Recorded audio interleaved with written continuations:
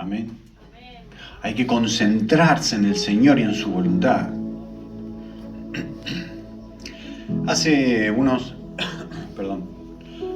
sábados atrás comencé una serie de predicaciones, senderos cruzados, porque el pasaje daba para varios mensajes, ¿no? Varias predicaciones.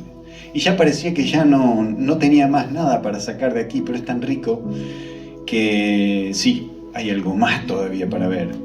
Quiero hablar de las expectativas de rol, lo mismo que encontramos en ese pasaje que ya hemos leído. A ver si podemos pasar al... Ahí está. Bueno, vamos a leer de nuevo el texto que venimos leyendo, pero vamos a sacar otras cosas también de ahí. Segunda de Reyes 5.1 dice: Naamán, general del ejército del rey de Siria, era varón grande delante de su señor, y lo tenía en alta estima porque por medio de él había dado Jehová salvación a Siria. Era este hombre valeroso en extremo, pero leproso, y de Siria habían salido bandas armadas, y habían llevado cautiva de la tierra de Israel a una muchacha, la cual servía a la mujer de Naamán. Esta dijo a su señora: si rogase mi señor al profeta que está en Samaria, él lo sanaría de su lepra. Entrando Naamán a su señor, le relató diciendo: así y así ha dicho una muchacha que es de la tierra de Israel. Y le dijo el rey de Siria. Cuando dice su señor, está hablando del rey de Siria. Este era el general del ejército de Siria. Entonces era tan importante, pero estaba leproso. Entonces alguien que conocía el pueblo de Israel, una muchacha que era de Israel, pero había sido llevada cautiva, entonces ahí vemos cómo Dios la usó para decir: hay un profeta que está en Samaria y él lo va a sanar de la lepra, aunque no es él, es Dios. Sin embargo, para ese tiempo que conocían, es que Dios hablaba a través del profeta y Dios actuaba a través del profeta. Eso es lo que se entendía. Entonces dice: y le dijo el rey de Siria: anda, ve, y yo enviaré cartas al rey de Israel. Acá vemos la primera expectativa que se tiene del rol de un rey de Israel. El rol de un rey de Israel. El primer rey de Israel que Israel tuvo, físico, rey porque Dios fue su rey, pero el primer rey que tuvo Israel fue Saúl, y el rey que lo siguió fue David. Saúl fue un rey puesto conforme al corazón del pueblo, pero David fue puesto conforme al corazón de Dios. Y eran dos personas totalmente diferentes.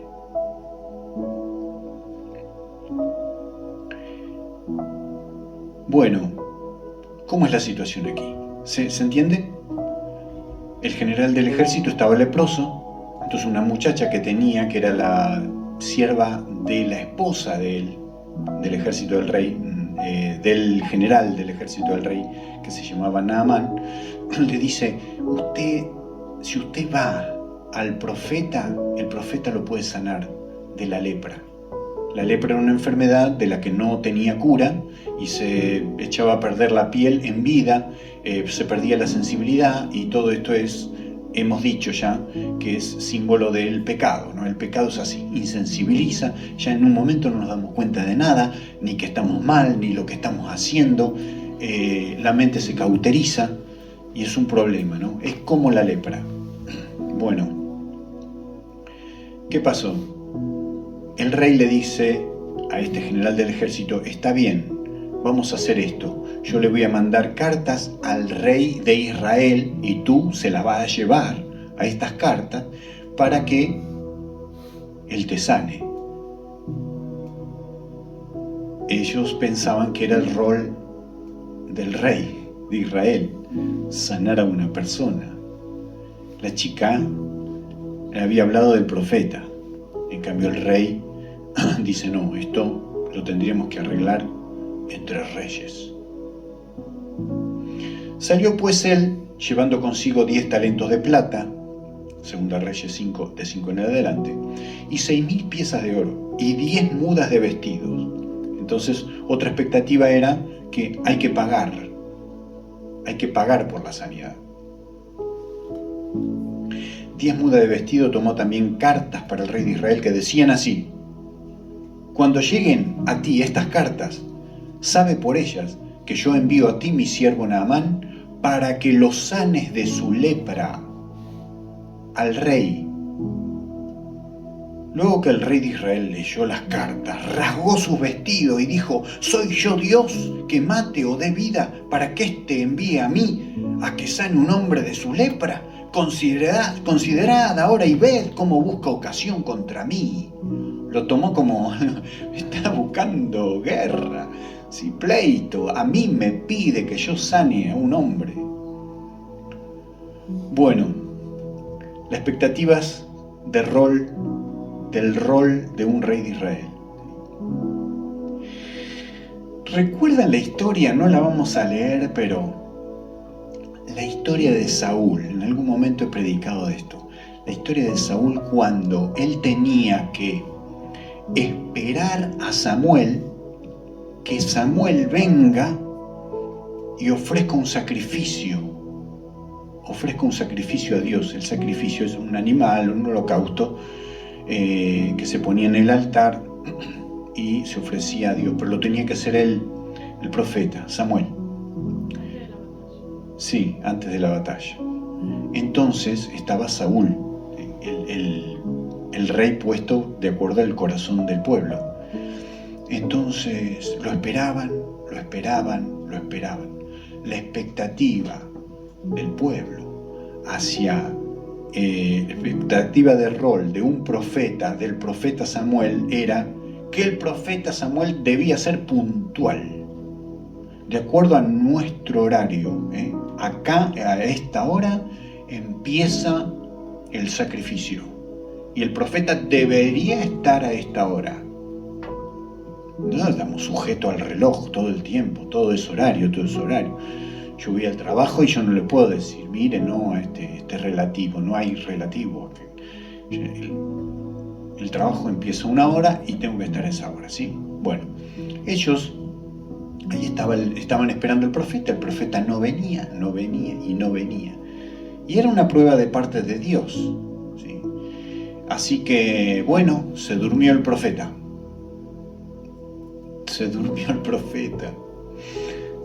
¿Qué hacemos? Y estaba ahí Saúl y la gente se empezaba a ir. Y como a él le importaba muchísimo lo que diga la gente, pues eran demagogos y él hablaba y todo era para quedar bien, ¿sí? Políticamente hablando, ¿no? Le importaba mucho. Entonces, como se le iba a la gente, dijo: bueno, no, esperen, no se me vayan. Tan distinto a Jesús, cuando Jesús dice: el que no come mi carne, no bebe mi sangre, no participa de mis padecimientos, no tiene parte conmigo, no puede ser mi discípulo. ¿Qué hicieron la mayoría de los discípulos? Dice que no, dura es esta palabra, dice. ¿Quién la puede oír? Y se marcharon. Y no le quedaba nadie, los discípulos nada más. ¿Quieren irse ustedes también? No, Jesús no dijo: hey, no esperen, acá hay un malentendido, no se me vayan. No, él no quería retener a la gente. Si el corazón no estaba con él, a él no le importaba, a Jesús no le importaba el número, ¿sí? La estima. ¿Me quieren? ¿No me quieren? ¿Sí? No pasa por eso. No sé si alguno está porque si lo quieren o no lo quieren. Usted es parte del cuerpo de Cristo, ¿sí? Y a veces el enemigo nos sopla, no te quieren. Fíjate, no te saludó fulanito, ¿no? Y ahí estamos, y ahí sufrimos, ¿sí? Porque todo pareciera que todo pasara por eso, por el corazón, por la estima. En la Biblia nunca hubo cursos para levantar la autoestima, como es, de sanidad interior. Ahí Dios decía: ustedes son mis hijos, reyes y sacerdotes, créanlo, vamos para adelante, ¿no? Que el Señor nos ayude. Bueno, ahí estaba Saúl, y dijo, bueno, vamos a ofrecer el sacrificio. Acá hay que ofrecer el sacrificio, llegó la hora, el profeta no está, lo voy a hacer yo. No era su rol, no era lo que tenía que hacer. Y se puso a ofrecer sacrificio. Cuando después apareció el sacerdote, el profeta, Samuel, dice, ¿qué hiciste? No, porque el pueblo se me iba. Locamente has hecho eso. El Señor te ha desechado. Te ha desechado, porque Él se ponía primero, se ponía su estima antes que todo. Y dice, bueno, no, pero no le digas al pueblo, que el pueblo no se entere de que yo fallé. Haz una oración por mí, que parezca que está todo bien. Le dice Saúl. Qué distinto a cómo tiene que ser un cristiano, ¿no? Creyente. Así que la expectativa de Samuel era que él tenía que ser puntual, que él tenía que estar ahí, si no, había fallado como profeta sacerdote. Y lo descartamos. Que pase el que sigue. Así que el pueblo también tenía una expectativa con respecto a Saúl, ¿no? Respecto de un sacrificio.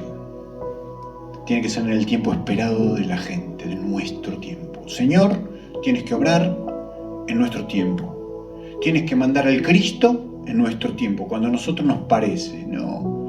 Apareció Cristo en el año 0. Y ahí empezó la historia. La historia después de Cristo, ¿no? Todo se divide antes de Cristo y después de Cristo, ¿no? Si era tan importante, es tan importante Cristo, el centro de todo. Entonces, algunos pensarían, no, pero el Cristo, cuando Cristo estuvo en esta tierra, ya era grande, tenía un ministerio, estaba predicando, la gente decía, no, Él no tiene que venir así y así. Y Cristo era rey y era profeta. Y el sumo sacerdote, según el orden de Melquisedec. Ese era Cristo, ese es Cristo. Por eso es todo. Bien. Cuando Saúl fue desechado, entonces Dios le dice a Samuel, anda y búscate otro, yo tengo otro, de los hijos de Isaí. Bueno, se va a la casa de Isaí. Bueno, acá Dios me dijo que uno de tus hijos iba a ser, tengo que ungirlo. Y, bueno, que pasen, que empiecen a pasar, el más grande, el más fuerte, el más bien parecido, pasa. El Espíritu Santo le dice, no es este, no es este. A ver, otro, el que sigue, pasa, no es este. Otro, te pasaron todos, no puede ser. Acá Dios me dice que no es ninguno de estos. Sí, no hay ninguno más. Sí, está el chiquito, allá cuidando las ovejas, el chico de los mandados, ¿no? Así lo decimos en Argentina, el chico de los mandados. Lo mandaban para allá, comprá esto, traé, vení. Y era el que llevaba justamente, iba a la guerra, pero para llevarle a sus hermanos pan y queso, para que coman.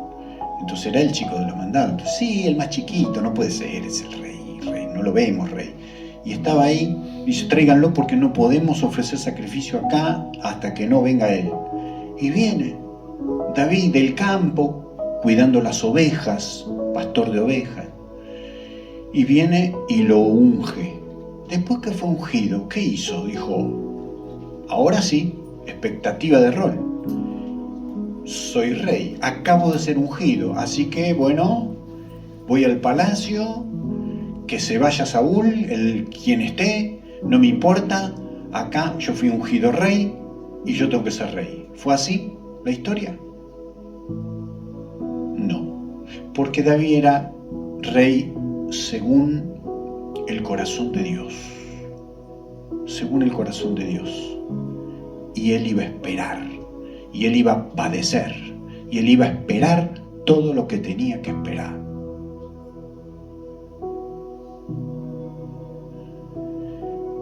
Esperar es un signo de que estamos en la voluntad de Dios, que buscamos la voluntad de Dios. Estamos dispuestos a esperar. Es un signo de que tenemos amor por Dios. ¿Por qué? El amor, ¿cómo es? Pues según 1 Corintios 13. Todo lo espera, todo lo soporta. El amor nunca deja de ser. Por eso Dios dice de la generación de David, nunca va a faltar alguien en el trono. Y de la descendencia real de David vino el Mesías, vino Cristo, vino Jesucristo, porque es un reinado eterno. El de Jesucristo es un reinado eterno y vino de la descendencia de David. ¿Por qué? Porque es un rey conforme al corazón de Dios. Un rey que supo esperar, que no tomó justicia por mano propia. Cuando Saúl lo perseguía a muerte para matarlo a él, David tuvo la oportunidad como 2 o 3 veces de matarlo a Saúl. Dios le presentó así la oportunidad. Y usted dirá, pero es la oportunidad de Dios, tengo que hacer esto, Dios me guía a esto, todo preparado está. Pero entendió algo mucho más que eso. Él era de acuerdo al corazón de Dios. Y más allá de que si parece que las situaciones dan para hacer una cosa, pero según el corazón de Dios que actúa en nosotros, nos muestra otra, vamos a entender que no tienen nada que ver todas esas circunstancias que se preparan para una cosa, porque en realidad hay otra realidad más importante, que es el perdón y el no tomar justicia por mano propia. ¿Cuáles eran las expectativas de un rey con David recién ungido? No fue a tomar el trono. No fue a tomar el trono.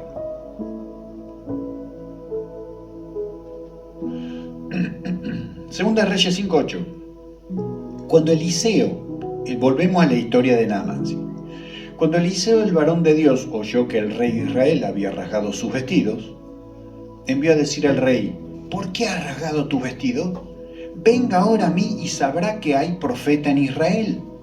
Y vino Naamán con su caballo y con su carro y se paró a la puerta de la casa de Eliseo. Entonces Eliseo le envió un mensajero diciendo, ve y lávate 7 veces en el Jordán y tu carne se te restaurará y serás limpio. Le mandó a decir, no fue él personalmente. Y Naamán se fue enojado. ¿Por qué se fue enojado? Se fue enojado porque él tenía expectativas del trabajo de un profeta. Tenía sus expectativas, diciendo, he aquí, yo decía para mí, sus expectativas, yo decía para mí, saldrá él luego y estando en pie invocará el nombre de Jehová su Dios, alzará su mano, tocará el lugar, plin, y sanará la lepra. Habana y Farfar, ríos de Damasco, ¿no son mejores que todas las aguas de Israel? Si me lavare en ellos, ¿no seré también limpio? Y se volvió y se fue enojado. Justo estaba escuchando, nosotros leemos la Biblia, escuchamos audio, Biblia también, todo. Entonces justo estaba de pasada, no sé si Noelia estaba escuchando.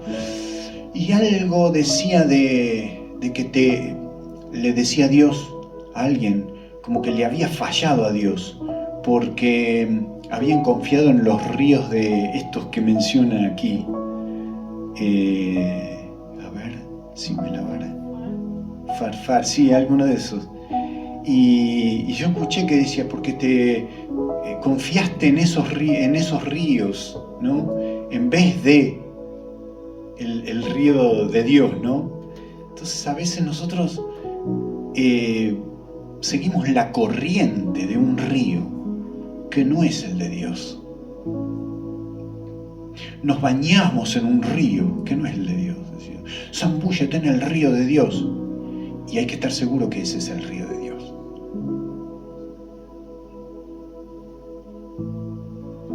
Porque el río de Dios no son de acuerdo a nuestras expectativas. Y por ahí un gran evangelista le digo, usted va a sentir esto, va a sentir el otro, y este es el río de Dios, y de aquí y de allá, y va a pasar esto, y usted va a sentir un fuego, y patín, patatán. Y por ahí no es el río de Dios. porque el río de Dios no cumple nuestras expectativas. Dios no cumple nuestras expectativas, de nada. La gente se equivocó siempre con Dios, siempre. Por eso había que escuchar a Dios. Esto es una locura, pero vamos a seguirlo. Pero vamos a hacerlo. Esto no lo entiendo, Dios me pide tal cosa, no lo entiendo, pero vamos a hacerlo. ¿Cómo que nos entreguemos a los babilonios? Acá siempre luchamos en el nombre del Señor, el Señor va adelante y nosotros siempre ganamos todas las batallas. No, ahora dice Dios que tienen que ir y dejarse llevar cautivos por Babilonia y allá van a aprender mucho y allá van a hacerse sus propias casas, van a cultivar, van a tener todas esas posibilidades. No, no puede ser. Esto no puede ser palabra de Dios. No, porque sale del estándar. Dios hizo esto así y lo va a tener que hacer de nuevo así. No es así. Naamán se fue enojado. Quizás habrá escuchado muchas otras veces que otros profetas, o ese mismo profeta ha hecho eso, levantó su mano, puso y se sanó. Entonces él quería que se reproduzca lo mismo. Pero no, Dios es un Dios muy personal, que no cumple nuestras expectativas. Dios siempre está creando cosas nuevas. Y usted se va a sorprender. Pero esto nunca pasó así. Pero lo quiere hacer. Como cuando, por ejemplo, nunca había resucitado a nadie Jesús. Y de repente se murió Lázaro, era su amigo. Lo habían llamado, hacía 4 días atrás, lo habían llamado para que venga a sanarlo. Entonces no fue a sanarlo. Se están preorando, ven, tu amigo. Y todavía le dicen, tu amigo. No le vayas a fallar a tu amigo. Y no vino a sanar. Pasaron 2 o 3 días, no fue al velorio siquiera. Pero Jesús nos falló, tremendamente nos falló. No lo sanó. No vino al velorio y ahora lo enterramos y estamos ahí pasando solo el duelo. Solo el duelo, sin Jesús. Jesús no está en nuestro duelo. Y es que no. Porque Jesús tenía otra idea, quería hacer otra cosa. Quería resucitarlo y ellos ni se imaginaban que Jesús quería resucitarlo, porque no lo conocían a Jesús como el autor de la vida. Tal vez no creían que Él era Dios, o no estaban seguros que Él realmente estuvo con Dios Padre desde la eternidad, desde el principio, y que por Él todo fue creado y para Él todo fue creado. Está difícil. Así que si Él creó todo, Él puede resucitar, puede dar vida, puede hacer todo de nuevo. Entonces dice, si hubiera estado aquí, reproches, nada más que reproches. Señor, si hubiera estado aquí, Lázaro no hubiera muerto, porque la única solución era que no muriera. ¿Sí? Yo soy la resurrección y la vida, el que cree en mí, aunque esté muerto, vivirá. Sí, yo sé que resucitará en el día postrero, algún día. Yo creo en la resurrección. Yo creo como los fariseos creen y no como los saduceos que no creen en la resurrección. Yo sí creo en la resurrección. Pero no, Marta y María lo mismo, porque todos pensaban iguales. A nadie se le ocurría que Él podía resucitar a Lázaro. Entonces Jesús después llama a Lázaro, lo resucita, sale Lázaro, claro, todo vendado como antes hacían con los muertos, y desátenlo. Primero era, saquen la piedra, porque había una piedra grande ahí, era como una cueva, ¿no? Pero ponen una piedra grande para... No, Señor, 4 días sé que está, hiede ya, no hagamos eso. ¡Qué bochorno! Nuestra falta de fe, qué bochorno. Huele mal nuestra falta de fe, huele mal. Pero saquen la piedra, dice, aunque esté muerto vivirá, vamos. Sacaron la piedra, Jesús llamó a Lázaro, Lázaro resucitó. No eran las expectativas de ellos. La expectativa de ellos era que no muera. Y la expectativa de Dios, porque Dios quería hacer algo nuevo, era resucitar a Lázaro. En efecto lo resucitó. Y ahora lo conocieron como el dador de la vida. Tocará su lugar, sanará la lepra. 13. Mas sus criados se le acercaban y le hablaron diciendo: Padre mío, si el profeta te mandara alguna gran cosa, ¿no la harías? Cuanto más diciéndote: lávate y serás limpio. Él entonces descendió, se zambulló 7 veces en el Jordán, conforme a la palabra del varón de Dios, y su carne se volvió como la carne de un niño y quedó limpio. Y ahora sí, ahora sí alabamos a Dios, porque vimos el milagro. Pero hay que creer antes de ver. Hay que obedecer antes de ver.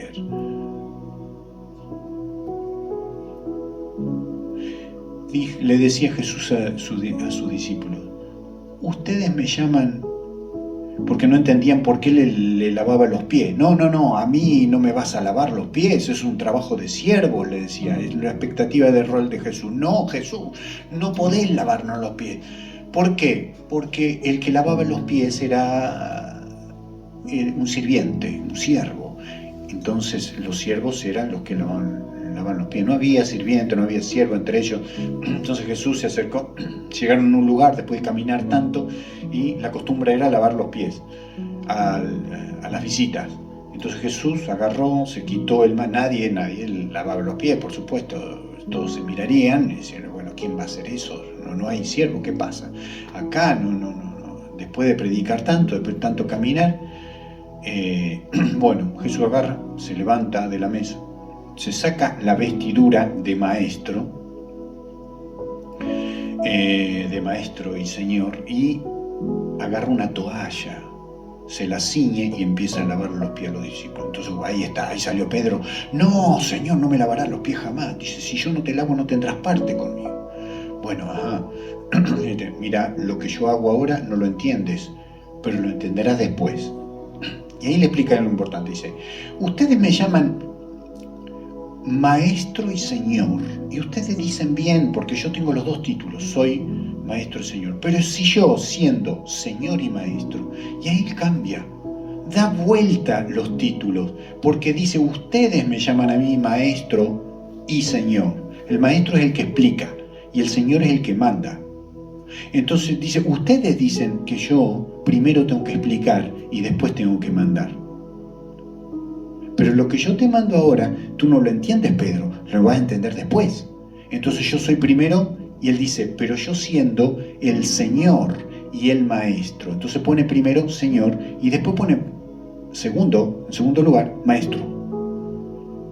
¿Por qué? Porque él primero manda, y aunque nosotros no entendemos, vamos y obedecemos igual. Y después es Maestro y él nos explica. Porque cuando nosotros obedecemos sin saber por qué, le estamos demostrando a él que él es digno de confianza y que él es el jefe y que está bien, y yo voy a obedecer aunque no lo entienda ahora. Una prueba de confianza. Rol, expectativa de rol. ¿Qué tiene que hacer Jesús? Jesús no puede lavar los pies. Sí, Jesús va a lavar los pies. Y después dice: y ahora ustedes lávense los pies unos a otros, es decir, sírvanse. Sírvanse los unos a los otros. Ámense, cuídense. Díganle uno al otro: no, me parece que esto está mal, estás mal, te estás desviando.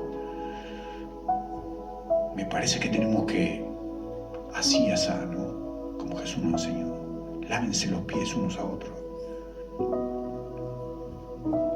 Las expectativas de la procedencia del Mesías. Cuando apareció Jesús, rey y profeta, señor y maestro, la expectativa de la gente desde el comienzo ya eran tan distintas de cómo Dios se manifestó, cómo el Mesías, Jesucristo, se manifestó. Mateo 13, puede ser que el siguiente. Mateo 13. ¿Lo tenemos? Bien, gracias. 54 en adelante. Y venido a su tierra, Jesús les enseñaba en la sinagoga de ellos, de tal manera que se maravillaban y decían: ¿de dónde tiene esta sabiduría y estos milagros? ¿No es este el hijo del carpintero? ¿No se llama su madre María y sus hermanos Jacobo, José, Simón y Judas? ¿No están todas sus hermanas con nosotros? ¿De dónde pues tiene éste todas estas cosas? Y se escandalizaban de él. ¡Qué escándalo! Conocemos a su familia. ¡Qué escándalo! Es un ser humano común y corriente. ¡Qué escándalo! ¿Por qué se escandalizan de él? Fíjense lo que dice Juan 7:27. De lo mismo, hablando del Mesías. Nosotros sabemos de dónde viene este hombre, hablando de Jesús. Nosotros sabemos de dónde viene este hombre, pero cuando venga el Cristo, nadie sabrá su procedencia. ¿De dónde sacaron eso? ¿De dónde lo sacaron? Que nadie iba a conocer su procedencia. ¿No leyeron que iban a nacer en Belén? ¿No leyeron? Una virgen concebirá. Será su nombre Emanuel, Dios con nosotros, Padre eterno, Príncipe de paz. Nadie sabrá su procedencia. Expectativas ridículas, ignorante. Pero ellos ponían eso. No podemos aceptar a Cristo, a Jesús como el Cristo. No lo podemos aceptar porque no cumplen nuestras expectativas. Nuestras expectativas son que nadie sepa de dónde venga, misterio, tiene que ser un misterio, eso es la idea que ellos hicieron, ¿no? Tiene que ser algo medio mágico, algo raro, algo que venga, no sé, del cielo en un platillo volador. Nadie sabrá su procedencia. Por eso Jesús, que seguía enseñando en el templo, exclamó: con que ustedes me conocen y saben de dónde vengo, no he venido por mi propia cuenta, sino que me envió uno que es digno de confianza. Lucas 24:19 dice, siguiente: entonces él les dijo, ¿qué cosas? Esto es cuando ya Jesús había muerto, había resucitado, y se aparece y empieza a caminar junto con dos de los discípulos de él que iban camino a Emaús. Triste, cabizbajo, porque ellos no lo habían visto todavía Jesús resucitado. Entonces pensaban, su expectativa era que Jesucristo los iba a libertar de la esclavitud, del yugo del Imperio Romano, y que él se iba a levantar en armas, que todos iban a levantar en armas, que él con su gran poder iba a derribar los ejércitos y se iba a entronar como el rey. Así, eso es lo que ellos pensaban, y la mayoría pensaba, estaban con expectativas. Esa era la expectativa del Mesías. El Mesías ahora va a reinar, y claro, porque Cristo es rey, iba a reinar. No estaba tan lejos, no era tan descabellado la idea, ¿no?, de que él, porque ellos no sabían que va a haber una segunda venida de Cristo, segunda venida de Cristo, donde va a reinar mundialmente, universalmente. Pero yo pensaba que todo se tenía que dar ahí, y estaba ahí con ellos caminando Jesús. Y dice, ¿por qué están así cansados? Están cabizbajos, tristes. Y no has sabido, tú eres el único forastero que no sabe todo lo que pasó. Y las cosas que pasaron. Entonces él les dijo, ¿qué cosa? Ellos le dijeron, de Jesús Nazareno, que fue varón profeta, poderoso en obra y en palabra delante de Dios y de todo el pueblo. Y cómo le entregaron los principales sacerdotes y nuestro gobernante a sentencia de muerte, y le crucificaron. Pero nosotros esperábamos que él era el que había de redimir a Israel. Y ahora, además de todo esto, hoy es ya el tercer día que esto ha acontecido. Bueno, la historia continúa. Jesús dice que Jesús le dice, tardos de corazón para entender todo lo que los profetas habían dicho. No es que no creían en nada, no era que completamente incrédulos, no. A ellos les faltaba creer algunas cosas, pero Jesús se enoja con ellos, porque dice, no creen en todo. Porque si usted no cree en todo, lo que los profetas dicen, usted va a tener expectativas erróneas. Si usted no cree en todo lo que dice la palabra de Dios, entonces usted puede caer en falsas doctrinas. Si usted no cree en todo lo que dice la palabra de Dios, usted va a conocer, va a tener expectativas falsas de el Cristo que se quiere manifestar a su vida y quiere crecer en usted. Por eso hay que conocer toda la Escritura, toda la palabra de Dios. Tardos para creer en todo lo que los profetas han dicho, dice. Y entonces dice que le empezó a abrir la Escritura, a decir todos los salmos, todo está lleno de salmos mesiánicos que anuncian la venida de Cristo y cómo va a ser. Isaías 53, oh, tremendo todo lo que dice el cuadro. Isaías, usted lee todo Isaías 53, ve el cuadro de Jesús en la cruz y de toda su obra y todo lo que hizo, tremendo. Entonces dice, cuando le abrió el entendimiento, dice, ven, y él hizo como que iba más lejos, ¿no? Dice, no, ven, que se hace tarde, ven a nuestra casa. Querían saber más, quién era este hombre que con tanta sabiduría les abrió el entendimiento. Y bueno, y Jesús accedió porque ellos insistieron, esperaba que insistieran. Jesús no va como Saúl, no, esperen, vamos a hacer el sacrificio, no, se va. Si no lo llama, no viene. Si no insistes, no se queda.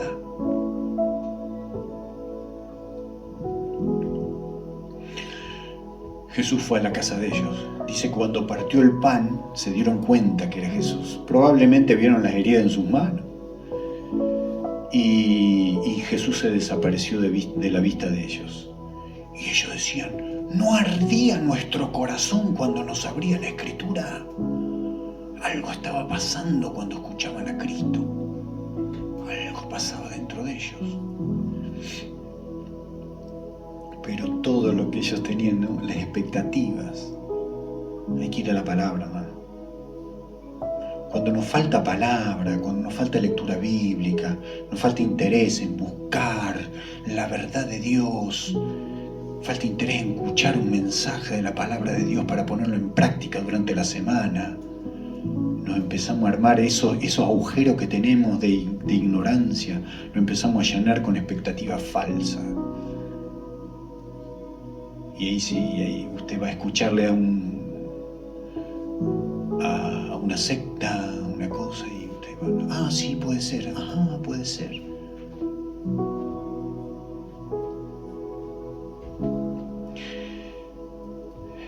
Y por último, las expectativas del rol de un discípulo de Cristo. A veces la gente tiene una expectativa distinta de nosotros, de lo que deberíamos ser. Y nosotros a veces escuchamos. Y nos preocupa como Saúl, ¿no? ¿Qué van a decir? Tengo que poner alto el nombre de Cristo. Si Cristo vive en usted y usted actúa en nombre de Cristo y vive la vida de Cristo en usted, no tiene que preocuparse. No tiene que preocuparse. Y si hablan mal de usted, hablan mentiras. No se preocupe.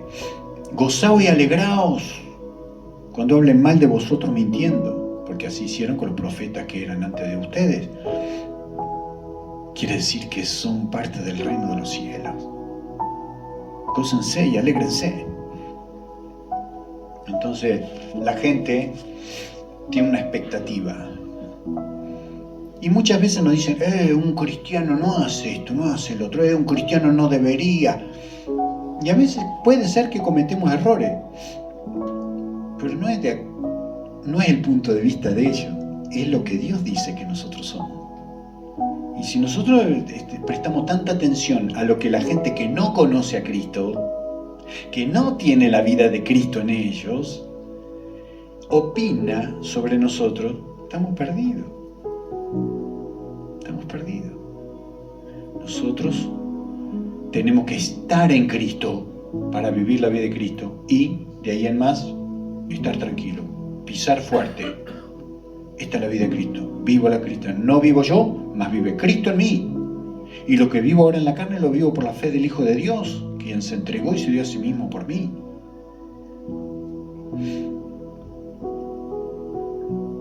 Mucha gente le va a decir, ¿qué tiene que hacer?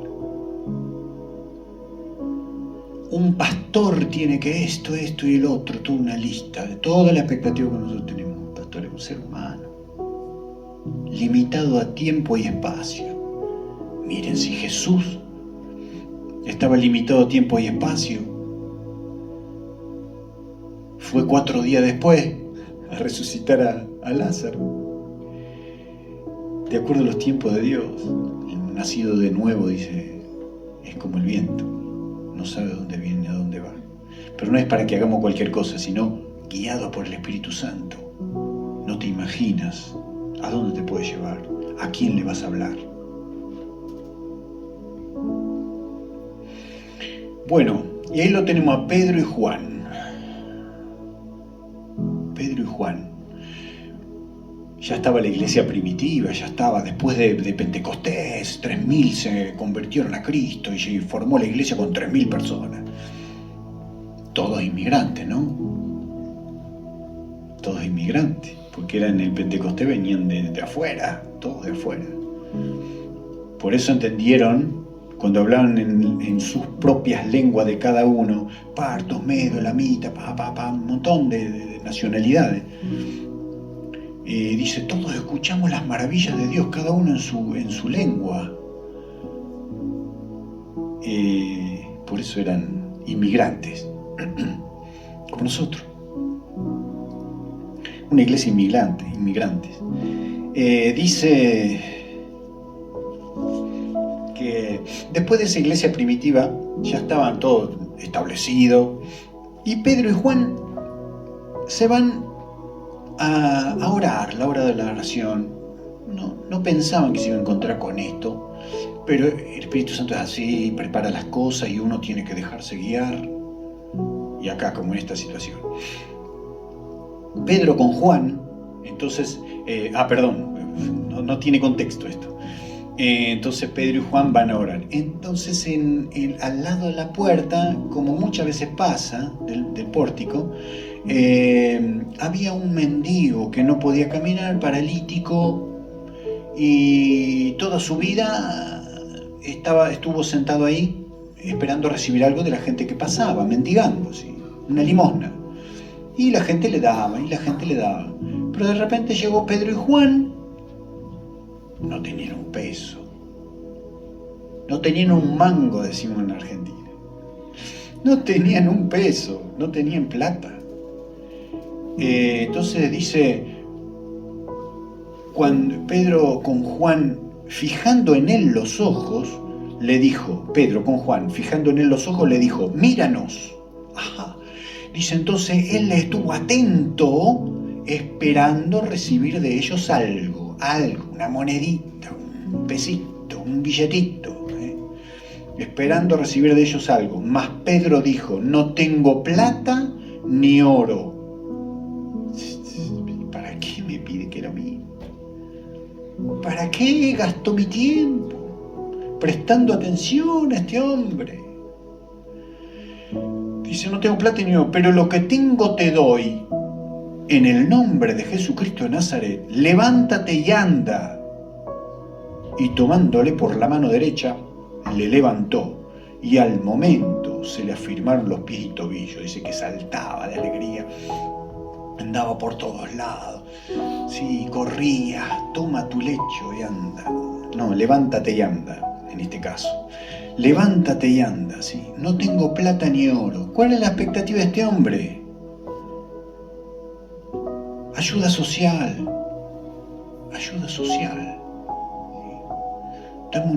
Tiramos unos pesos. A tú que estás ahí en un país que está mejor, tiran unos pesos. Es tu obligación, Mira que tú estás bien y nosotros estamos mal. Poniendo los ojos en ellos, esperando recibir algo. Pero si usted le da una palabra de Dios, ¿será que será tan recibida? Una palabra de Dios que puede hacer levantar al paralítico,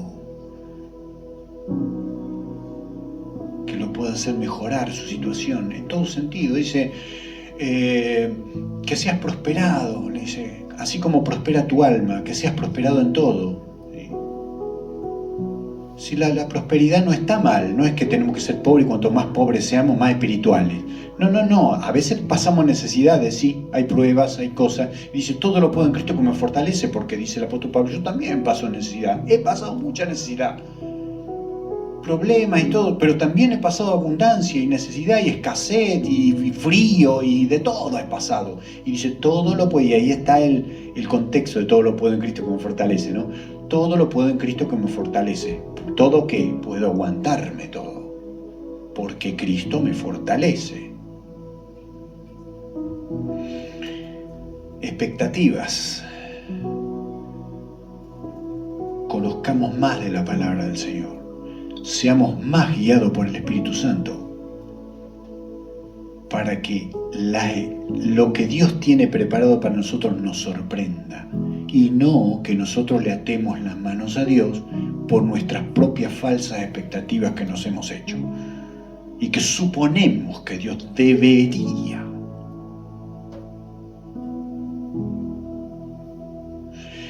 Y finalmente, 1 Corintios 2:9 dice así: antes bien, como está escrito, cosas que ojo no vio, ni oído oyó, ni han subido en corazón de hombre, son las que Dios ha preparado para los que le aman. ¿Quién decía esto? El apóstol Pablo. Y el apóstol Pablo dice, hablando de sí mismo, que él fue hasta el tercer cielo y dice que vio cosas que el oído, que no lo puede explicar, no puedo explicarlo. Lo que escuché y lo que vi no se puede explicar, dice, cosas tremendas, maravillosas, más allá de las palabras. Y ahora lo vuelve a decir en 1 Corintios, antes bien, como está escrito, cosas que ojo no vio, y eso ya estaba escrito antes. Ni oído yo, ni han subido en corazón de hombre, son las que Dios ha preparado para los que le aman. ¿Qué expectativa se puede hacer usted de cosas que ojo no vio, ni oído yo? ¿Qué expectativa nos podemos hacer? Ninguna. Solo sabemos que Dios tiene algo superior a lo conocido. Entonces, aférrese a Él, búsquelo a Él, busque de su palabra y que el Espíritu Santo le vaya guiando. Busque más del Espíritu Santo, la llenura del Espíritu Santo. ¿Sí? No tenga miedo. Si en un momento está orando y empieza a hablar en otras lenguas, no tenga miedo. El Espíritu Santo se manifiesta así. Generalmente, no tenga miedo, el Espíritu Santo le está guiando. Pero no se aparte de la iglesia, de congregarse. Porque hay cosas que pasan afuera que a veces no son de Dios. Es cuando nosotros estamos retraídos del cuerpo de Cristo, ¿sí? No necesito ir a la iglesia, no necesito esto, no necesito el otro. Y ahí nos ataca el enemigo. Acá el Señor nos quiere hablar juntos, ¿sí? También le va a hablar en su casa y todo, pero no dejando de congregarlos como algunos tienen por costumbre, dice la palabra. ¿Sí? Esto es de Dios. Así como pasó en Pentecostés, así como siguió pasando, porque no solo en Pentecostés hablaban en lengua, hablaban después también. El apóstol Pablo hablaba de, si yo hablase en lenguas angelicales y humanas, decía angelicales, que no entendemos, pero sucede, pero pasa, nos pasa. Cuando buscamos la llenura del Espíritu Santo, el Señor nos bautiza. Y lo más usual es que usted hable en lenguas. Así que busque la llenura del Señor, del Espíritu Santo. Amén. Muy bien. Oramos al Señor por esta palabra.